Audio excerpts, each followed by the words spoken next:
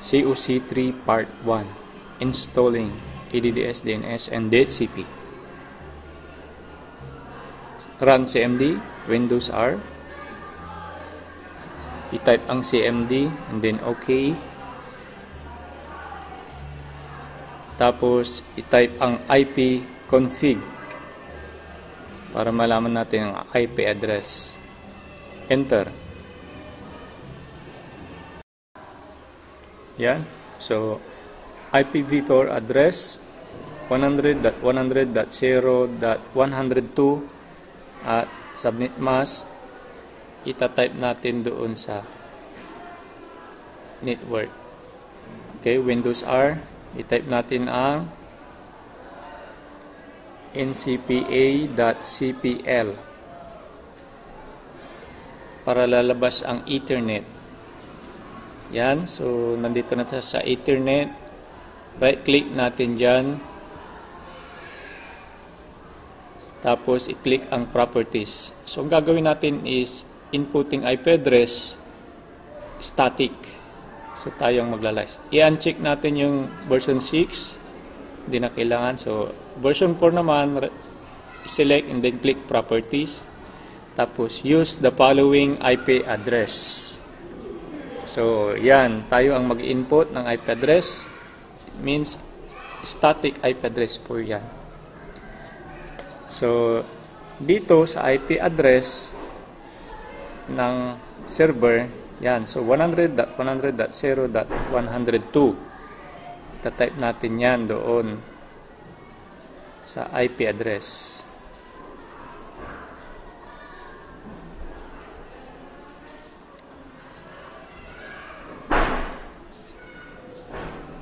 Tapos i-click natin yung subnet mask class C. Ay, hindi pala. Class A. Yan. So, dito sa default gateway, IP address naman yan ng router. Type natin yan sa default gateway.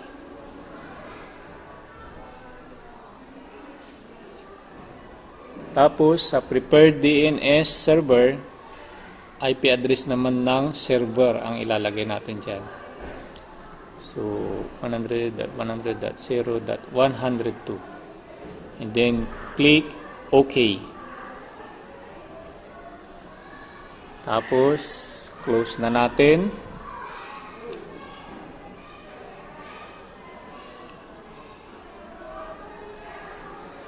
Close.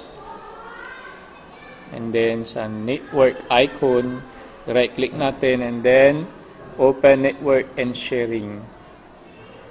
Punta tayo sa change advanced sharing settings. Network discovery dapat naka-turn on. Turn on lahat. Password protect, turn off natin yan. Save changes.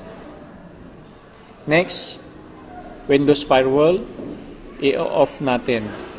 Turn Windows Firewall off. So, i-off natin. Okay. Close. Magpalit tayo ng computer name. Right-click sa Windows logo and i-click ang System. Tapos, hanapin ang Change Settings. Click natin yan. Tapos, i-click ang Change. And then, sa computer name, i-delete natin yung dating nakalagay and ilagay natin ang server. Yan. And then, click OK. So, ganyan lang po. And then, click OK ulit para mag-restart and close. And restart now. Click. Okay. So, maghihintay po tayo hanggang 100% at mag-restart ang computer natin. And then, yan.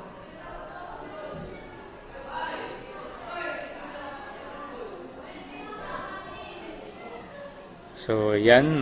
Open na natin ang server natin. So, next na gagawin, ano tayo, check muna kung talagang napalitan. Ang server manager,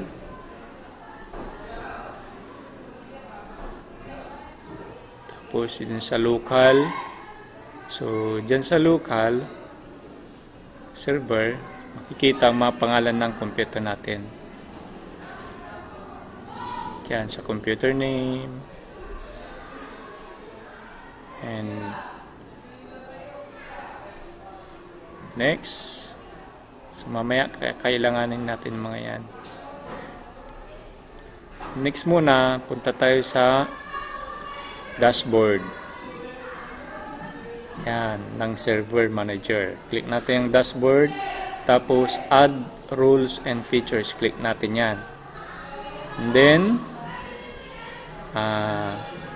click next. Tapos click next ulit. And then click next ulit.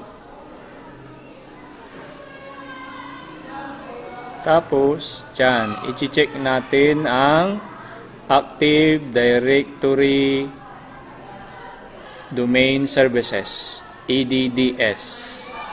And then click natin Add Features. Next, DHCP server, Add Features. DNS server, Add Features.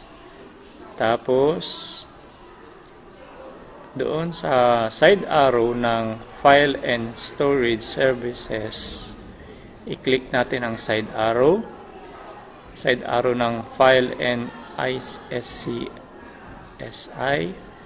I-check ang File Server at saka File Server Resource Manager. Click Add. Yan, okay na. And then Print and Document Services. I-check natin din yan. Add Features. Tapos Next. Click Next. Pagkatapos maklik Next, hanapin ang Windows Server Backup. I-check natin yan.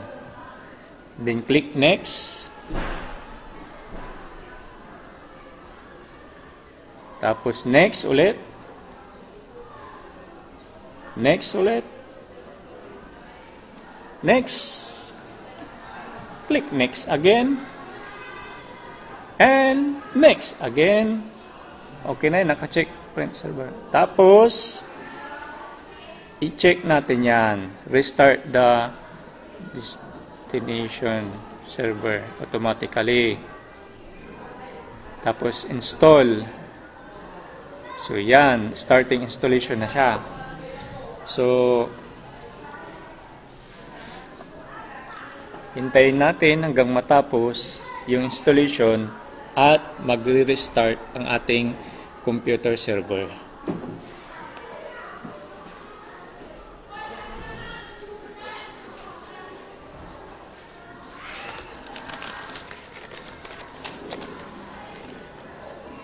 So, ang in-install natin, review natin. Ang importanteng in-install natin dito ay EDDS, DNS, DHCP, tsaka File Server Resource Manager, Print and Document Services, at Windows Server Backup.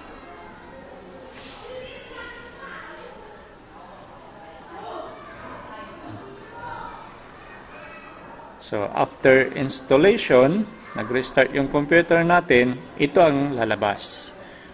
So, click lang natin ang close. Tapos, doon sa notification, yan, yung triangle, may flag, notifications, click natin iyan, and then hanapin ang promote this server. Yan, yung promote this server. So, yan. To a domain controller. Pagka-click natin yan, i-click ang add a new forest. So, ang new domain natin na ilalagay dyan ay css.org. So, yan yung root domain name nilalagay natin. So, depende sa assessor kung anong gusto ng assessor na ilagay dyan. Pero sa ngayon, css.org. Click next.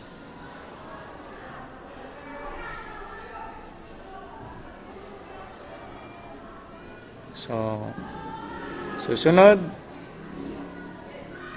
Yan. So, wala nang babaguhin doon. Tama naman yung server na OS na ginamit natin. So, dito lang sa password. Sa password, ay ang ilalagay natin na password dyan ay kaparehas ng password ng server natin. So, yan. Dapat parehas din sa confirm password.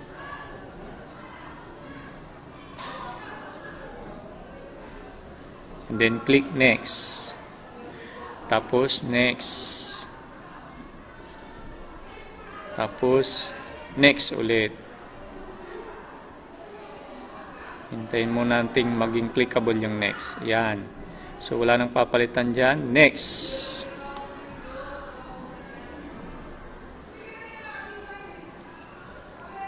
So, next ulit. Kadali lang ito. So, next ulit. Tapos, pagkatapos niyan, next. Okay, so install na. Click install. So, napakadali lang ang installation. Mamaya, pagkatapos nitong ma-install, ang susunod ay mag-configure naman. So, after this, you're about to be signed out. So, close natin iyan. Automatic. Close din yan. Automatic. Magre-restart yung computer natin. So, yan. Pagka-restart, mayroon ulit po tayong gagawin. So yan, dumagdag na sa mga server groups. Okay, punta tayo ulit sa notifications. Yan. And then, complete DHCP configuration tayo. I-click natin yan. Tapos,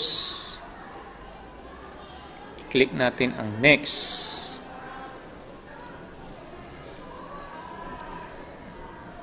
And then, wala tayong gagalawin dyan. I-click lang ang commit. Tapos, okay, done. Close na, close. So, close na. So, dyan, nagtatapos ang installation natin. Next na topic, part 2, paano mag-configure ng mga na-install natin.